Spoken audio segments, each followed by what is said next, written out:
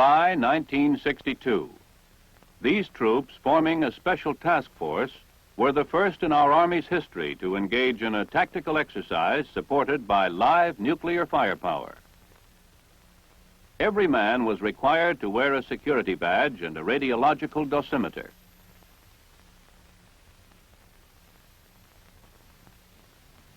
Early in July, the task force arrived at Nellis Air Force Base, the railhead nearest to the Atomic Energy Commission's Nevada test site, where the exercise would be carried out.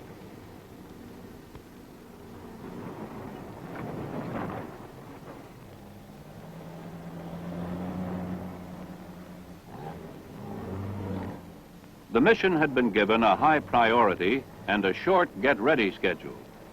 In 6 weeks from the time the selected commanders and troops were alerted, they were organized into a mechanized force, given intensive training, and moved from their home station, Fort Lewis, Washington. The troops were transported by commercial and military buses from Nellis Air Force Base to the test site, a distance of 100 miles.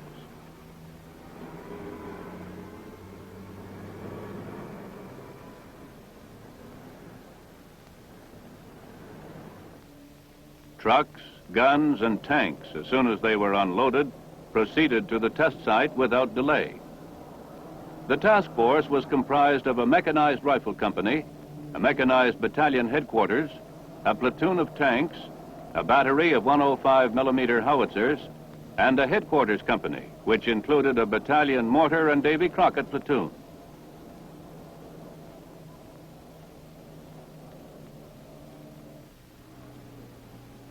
Arriving at the AE, men and equipment moved out and reconnoitered the terrain over which they would operate. Several dry runs were carried out at critical points to familiarize the men with the time schedule of the overall operation. Preventive maintenance activities were begun immediately to assure the effectiveness of all equipment required for the exercise.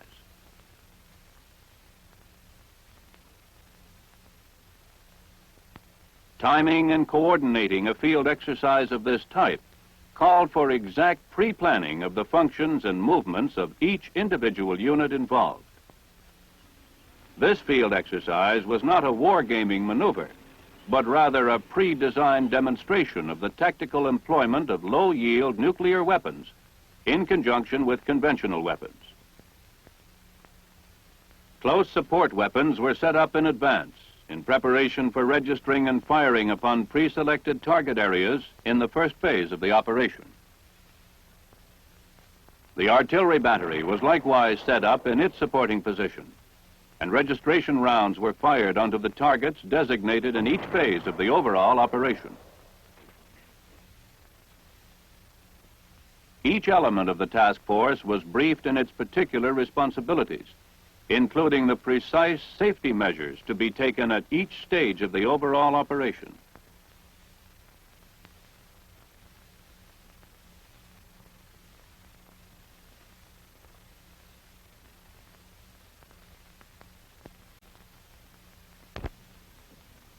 Safety measures for the exercise were supervised by the Chief Safety Officer. At H-5 minutes, all troops were ordered to take cover in previously prepared trenches.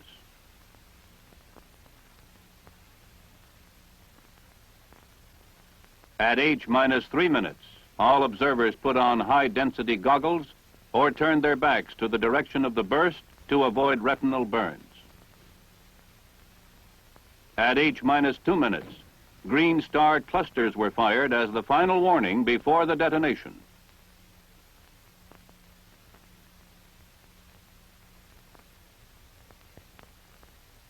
The round was launched at H-17 seconds to accomplish H-hour impact on the desired ground zero at a range of 2,852 meters. The round was set for a low height of burst. It detonated perfectly, releasing its lethal radiation.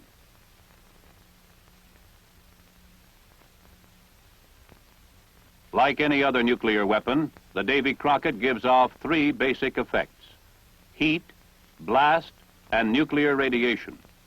By far, the most significant effect is its deadly initial nuclear radiation.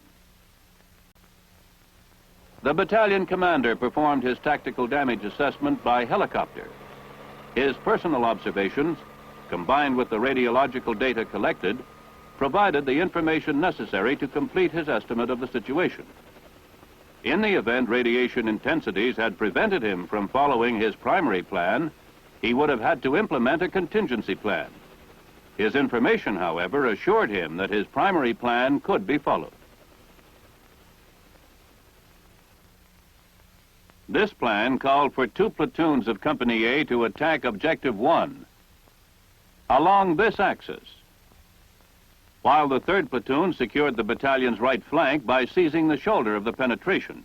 In his damage assessment flight, the battalion commander had observed a previously unreported enemy force in an assembly area here. He estimated it to be a reinforced mechanized company. This force would menace his right flank during the movement to seize Objective 1.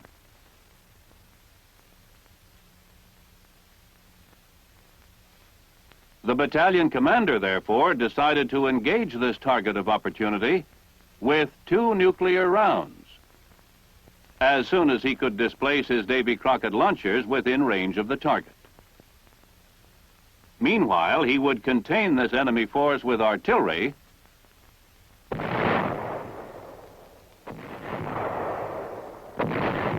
and mortar fire.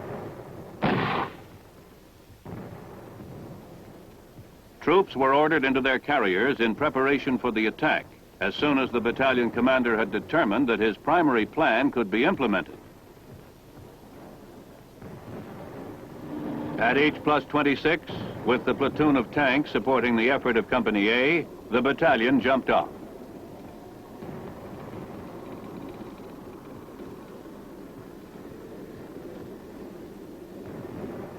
Artillery and mortar fires supported the advance.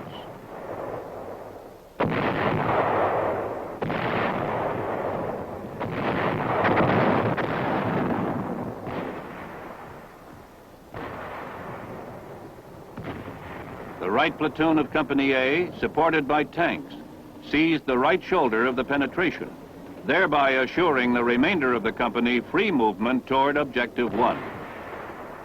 Artillery and mortar fire on the target of opportunity prevented this enemy element from interfering with the advance to Objective 1. When the right platoon secured the right shoulder, the tanks with this unit were in position to supplement the artillery and mortar fire on the target of opportunity. When the Company Minus reached its dismount point, all elements of the battalion were able to begin the final phase of the attack. Supporting fires lifted and shifted on call from the company commanders.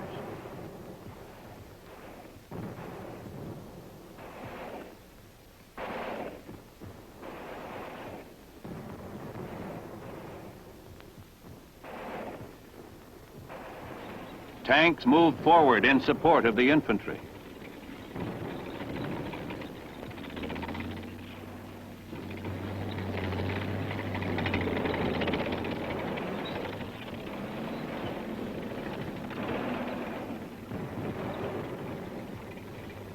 By this time, the light Davy Crockett, which had been displacing in the rear of the advance, was in position to begin adjustment of fire on the target of opportunity.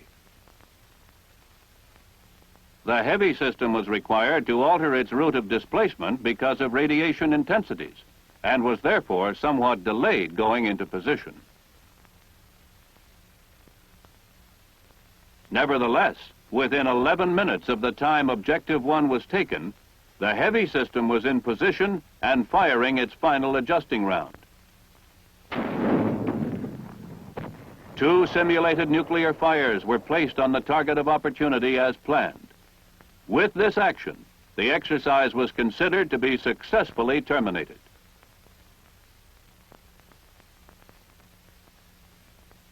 Immediately following the exercise, the battalion employed standard unit decontamination procedures to ensure that vehicles and men were freed of the main possible source of radiological contamination.